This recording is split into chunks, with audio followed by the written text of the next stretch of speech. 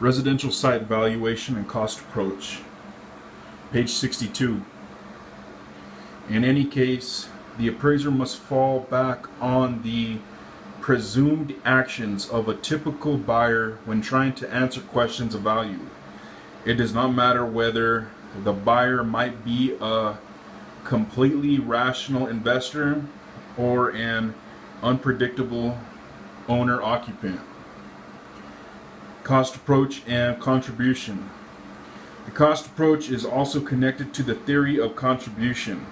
Contribution is when a particular item or feature of a property is only worth what it actually contributes in value to that parcel of real estate.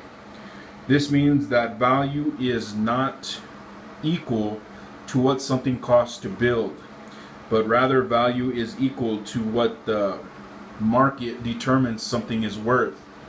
This concept can be applied to a single feature in a building or to the entire structure.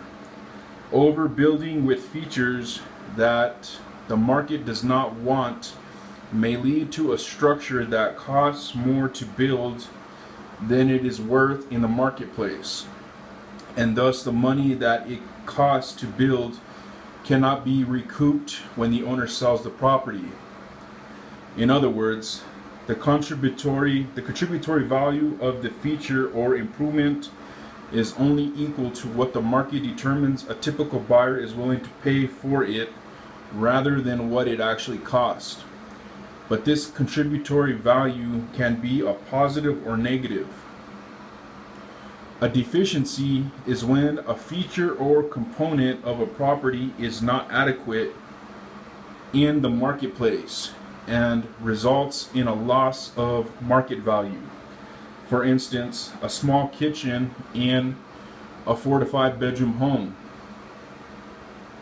A super adequacy is when a feature or component of a property is too large, too expensive, or too high a quality such that its cost exceeds the contributory value of that item or feature.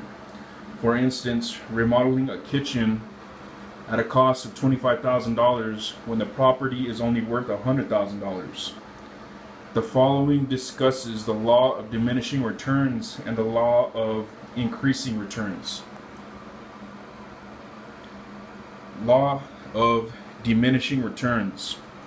The law of diminishing returns says that beyond a certain point, the added value of another feature, addition, repair, etc., is less than the actual cost of that item.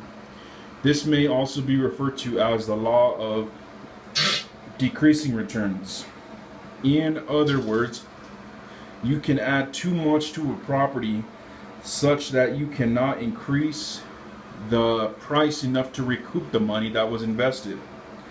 The owner may still want or need a feature in that property, but he should not automatically expect to get the full cost of the labor and materials back when he sells the property. Law of increasing returns. The law of increasing returns says that the added value of an additional feature, repair, etc. is more than the actual cost of that item.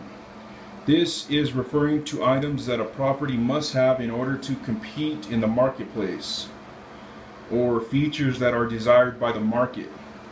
If the property adds these items, then the owner can recoup the cost when he sells the property. This is especially true if other competing properties in the market lack these items or features that the market desires.